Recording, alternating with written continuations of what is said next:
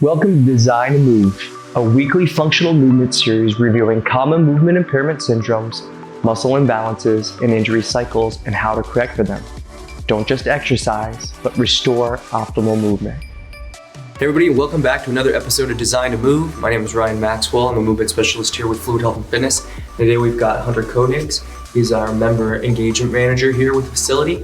And we are going to go into another movement distortion pattern, this one having to do with the IT band and dealing with IT band syndrome, or again, tendonitis.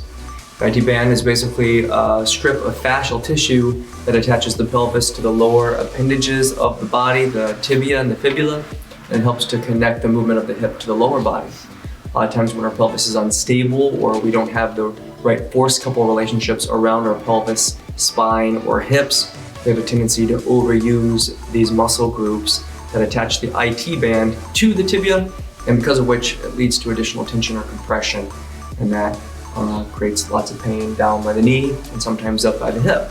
So today we're going to show you these relationships, or how to reduce some of these relationships, with a series of strength and stretching protocols. If you have any questions on today's topic, you can reach out to us at admin@fluidhealthandfitness.com. We did write a blog on the topic. It's in the description below, so make sure to read that.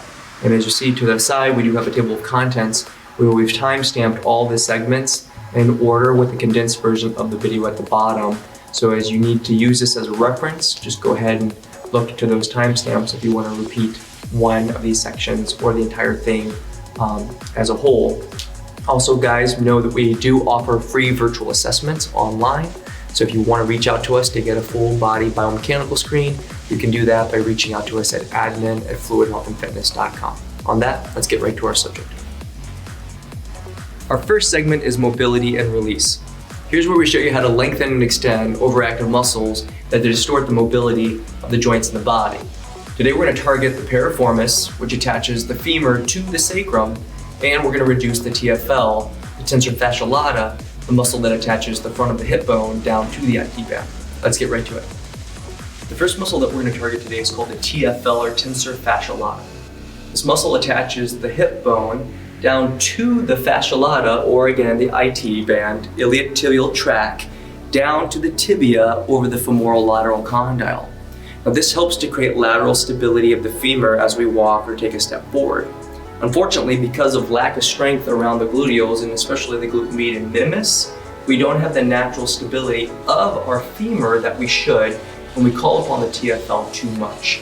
Now again, that can lead to displacement or hypermobility around the lumbar-pelvic hip system. So today we're going to show you, using a soft tissue mobilization drill or technique, how to reduce the tension of the muscle using a lacrosse ball. Hunter's on the table here, and he's using this lacrosse ball to basically push into the belly of the muscle at the TFL. Now to find out where that muscle is, you're going to have to know where the bony markers are that it attaches to. So if you go in and find or place your fingertips right around your hip bone, you'll feel this crest right in the front of your hip. Now that's your ASIS. Down to the side, on the side of the pelvis, or off to the side of the pelvis, if you bend the knee or bring the knee up into flexion and rotate it internally and externally, you'll feel a little outcropping or a little elbow or bone that rotates in and out. That is your trochanter. It's the elbow of the femur, or the shaft of the femur. Now using those as your bony marker indicators, in between that little recess there, in that little recess, you're gonna feel a little divot. Now if you bring your leg up into flexion, abduct it out, and then internally rotate it, you'll feel the muscle again flex or engage. That's how you'll know that you're on the right spot. So using the lacrosse ball, you're gonna place it right in that little recess and then rotate over onto your hip. Now it can be sensitive, so make sure that again, as you do this, it's not so painful or uncomfortable that the muscle begins to guard. You'll know that that's going on because you're gonna push your leg into the table or try to flex it. So Hunter's on the ball, and I'm guessing you're feeling that, Hunter. Oh yeah. Right? Now remember, it's a flexor of the hip, meaning it brings the femur up, it abducts the leg, and it internally rotates it. So if we're gonna stretch this, or pull it into a state of pin and stretch, which is the technique we're using today, you're gonna bring the leg back into extension by drawing the leg backward behind you, and then you're gonna try to lift it off the table into adduction. Now as you do that, it gets pretty intense, right? Oh yeah. For some of you, that may not be available out of the gates because the muscle's very tight. A lot of times this muscle's twisted because of the lack of stability in the pelvis. We get too much out sweep in our pelvic line, and that has a tendency to twist it and overuse it. So we want to take it easy and go through the motions where there's no pain. Make sure that as we go through this process, it can create some discomfort, but it shouldn't be painful, and you shouldn't be guarding or again, clenching down on that muscle at any point in time. So what you'll do is you'll breathe out deeply, bring the leg back behind you in extension as it's available. Don't let the hip rotate down on the same hemisphere. Breathe in, bring the leg back to a neutral line, let it go, let it sink into the muscle, and as you release the tension from the stretch, it can sink in deeper with each iteration of hip extension and flexion. So let's do that a couple times here, Hunter. He's gonna breathe out, kick the leg back behind him, lift the leg up gently, bring it back down, and let it come back down to, again, flexion, relax it, and see if it can sink in deeper into the muscle. Now we would do that through about 6 to 10 iterations. With each cycle, you should see that it gets a little bit softer. And again, you should see that you can get your leg back behind you without as much play in the hip or a tendency for the hip to want to rotate back. Once you've done the TFL, we're gonna get into our next muscle, the piriformis. The piriformis is a muscle that attaches from that trochanter elbow of the shaft of the femur that we already identified there on the side of the hip to the sacrum, which is the lowest portion of your spine. Now the muscle is responsible for extending the hip back and externally rotating the leg open. Oftentimes we overuse this muscle in lieu of the glute maximus, or sometimes we use the piriformis and the glute maximus and the external rotators too much, which then pulls tension into the IT band, which gives it a tendency to want to pull and rub over that lateral femoral condyle, creating that tendonitis or that syndrome that people complain of having lateral knee pain. So what we want to do is reduce the tendency for the femur to externally rotate. We're going to do that by again engaging the soft tissue mobilization technique that releases the piriformis. So again, we would find the trochanter. You can do that by again internally, externally rotating the femur. Go ahead and let it sit down. And if you trace it back from again lateral to medial, or again outside in, and trace it over into that little indentation, it's underneath the glute, so you'll have to push in hard. That's where the ball would begin. So again, trace a horizontal line from the trochanter back towards the spine. So Hunter's gonna get in position by placing the ball right over top of his piriformis. He's gonna start off by extending both legs down. He's gonna drape the leg that we're gonna be targeting. This is gonna be his left leg over his right. And then he's gonna begin by pulling his leg up so he gets a stretch out of his gluteal so he can get through the gluteal to the piriformis. Now, he's gonna brace his body weight up onto his forearms. We want to make sure that we keep the back extended somewhat. So we don't want to overextend or overflex, but again, just keep it nice and stable through the pelvis.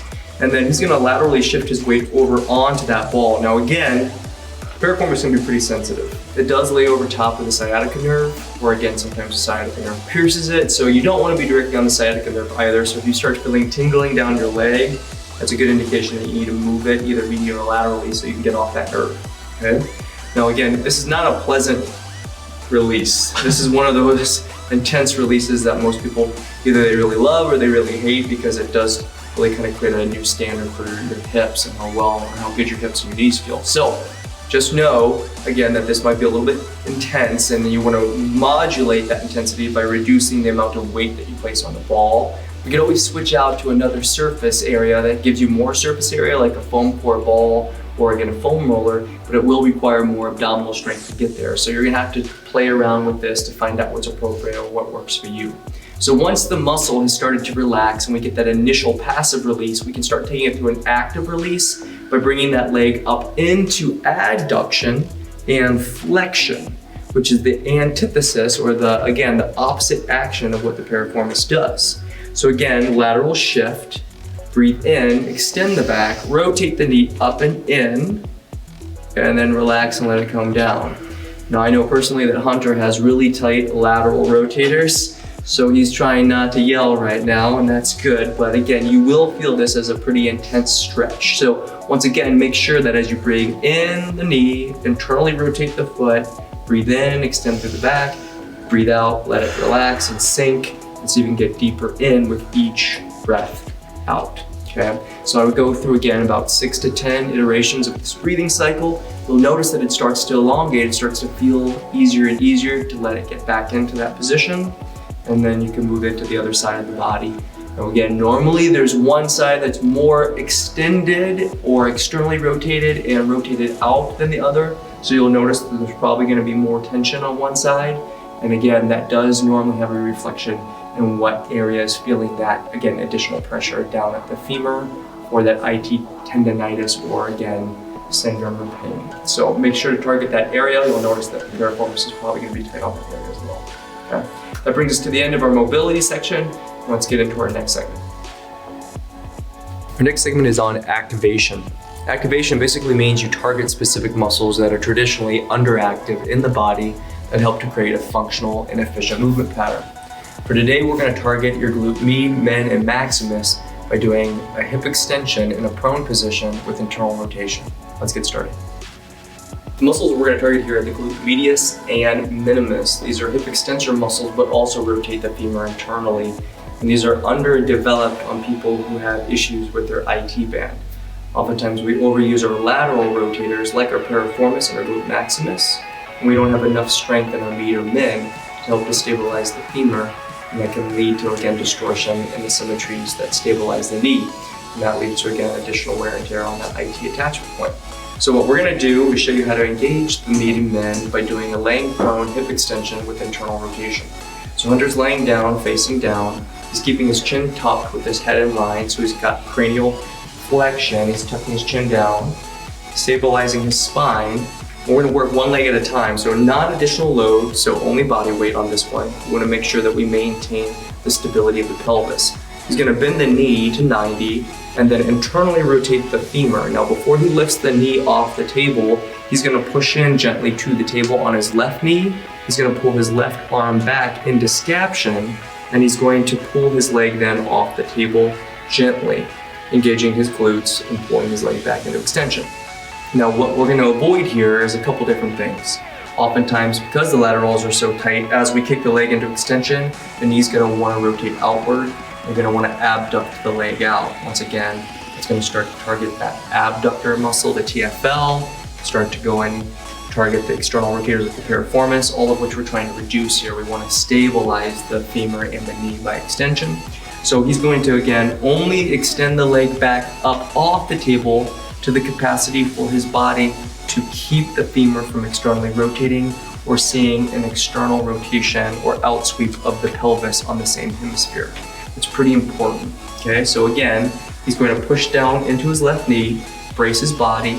He's going to push down a little bit into his right rib cage. He's going to externally rotate the arm and extend the arm in the opposite hemisphere. Externally rotate the tib, internally rotate the femur, lift up. Make sure that the hips don't lift off the table.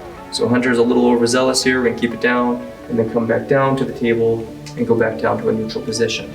So the timing for this would be about a 2 count up, into flexion, rotate the knee out, extend the hip, again extend the arm, contralateral, come back down, breathe out, and come back to the table. We would go through about 20 repetitions, once again making sure that the hips stay neutral. We don't want to see excessive outsweep on the same hemisphere or in-sweep on the same hemisphere. We don't want to see the knee buckle out or rotate out. We would want to avoid the toe rotating out, and we want to make sure that the hips don't hike up on the hemispheres because the quads are too tight as you kick back. All of these are indications that your body's going to seek a compensation or substitution pattern, and we're not really going to get the development of the med or min that we're looking for. So one more time, make sure to avoid those compensation mechanisms. Do 20 repetitions. Give yourself a minute of time between 2 sets, and then do both sides of the body before we get into our next segment. Our third segment is called integration.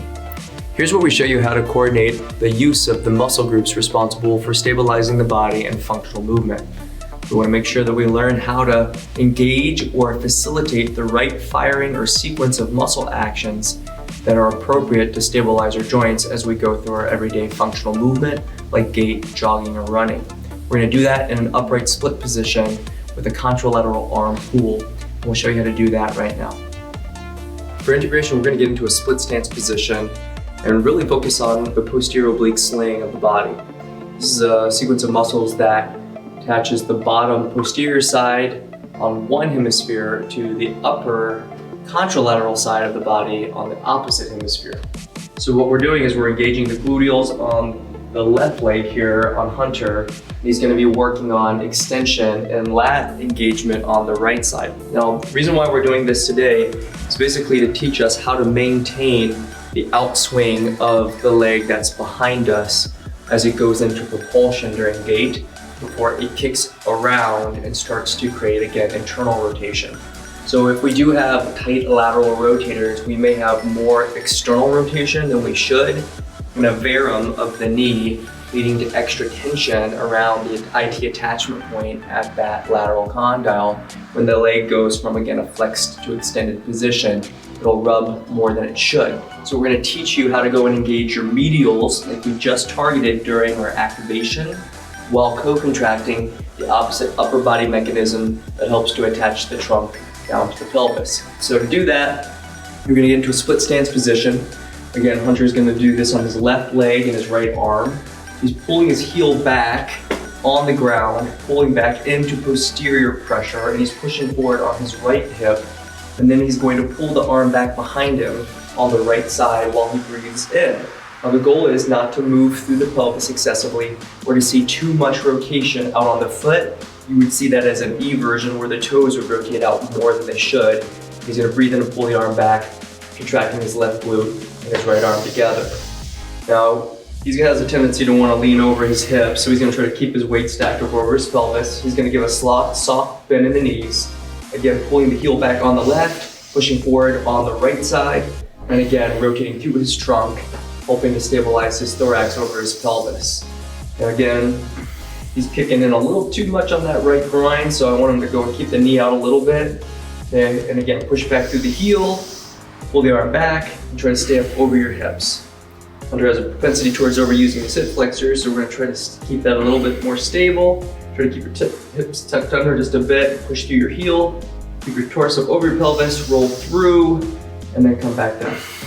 Okay, so that's an example of, again, a split stance position with, again, a contralateral shoulder extension using, again, your oblique sling and making sure that the back leg doesn't externally rotate, overuse those laterals, puts too much pressure into the IT band, and again, gives you the grief down at the knee. So you would do 2 sets of 20 repetitions on both sides.